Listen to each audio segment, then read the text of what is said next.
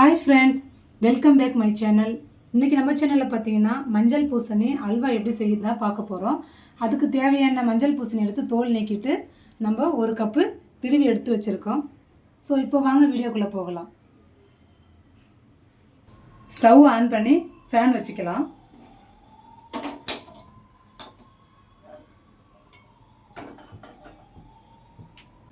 Fan heat ஆகணுந்தோ நம்ம ஒரு spoon நெய் சேர்த்துக்கலாம்.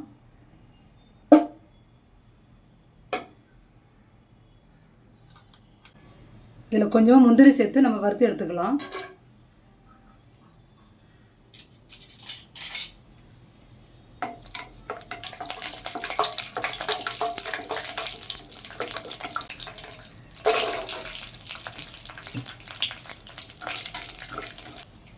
இப்போ பார்த்தீங்கன்னா நம்ம வீட்டில் கொஞ்சம் வால்நட் இருந்துச்சு. ஸோ நான் அதையும் தான் சேர்த்துருக்கேன். அதையும் சேர்த்து கொஞ்சம் வறுத்து எடுத்துக்கலாம்.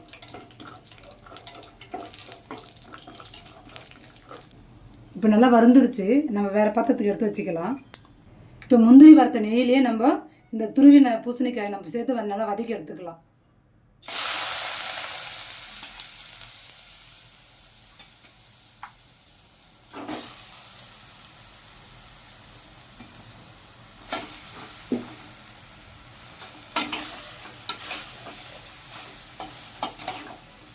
இப்போ பார்த்தீங்கன்னா 5லேருந்து 10 நிமிஷம் வரைக்கும் நல்லா வதக்கி விட்டுக்கலாம்.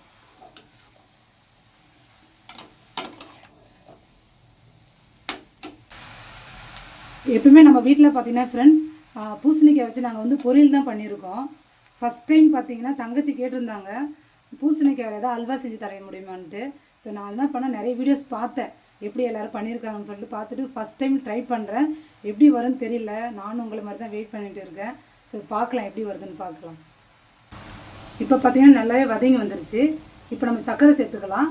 நம்ம சர்க்கரை எப்படி சேர்க்கணுன்னா, நமக்கு ஒரு கப்பு அளவு துருவிய பூசணிக்காய் எடுத்தோம்ல, ஸோ அதே கப்பில் அரை கப் அளவு சர்க்கரை எடுத்துக்கலாம்.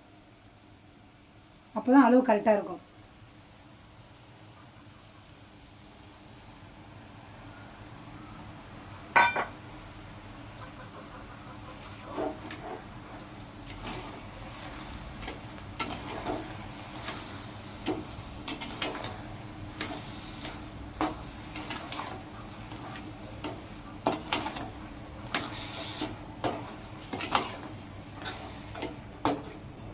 சர்க்கரை சேர்த்த உடனே பார்த்தீங்கன்னா நல்லா தண்ணி விட ஆரம்பிச்சிருச்சு.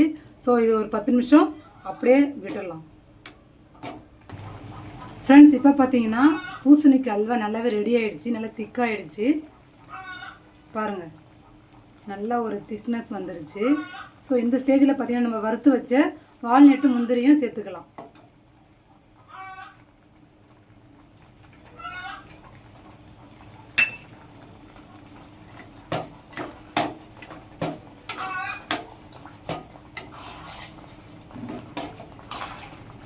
இன்னும் ஒரு 2 மினிட்ஸ் விட்டுட்டு அப்புறம் அடுப்பு ஆஃப் பண்ணிடலாம். ஃப்ரெண்ட்ஸ், இப்போ இது மேலவே ஒரு ஸ்பூன் நெய் விட்டுக்கலாம்.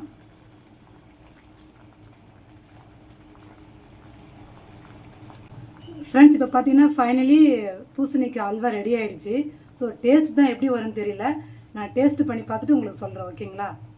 ஸோ இப்போ நம்ம அடுப்பு ஆஃப் பண்ணிக்கலாம்.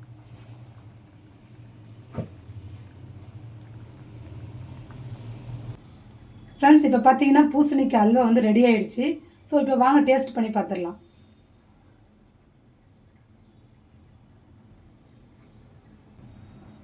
வாவ், உண்மையிலே செம்ம டேஸ்ட்டுங்க. நாங்கள் சும்மா ட்ரை பண்ணி தான் பார்த்தோம். ட்ரை பண்ணதுக்கு இவ்வளோ டேஸ்ட்டாக வந்திருக்கு.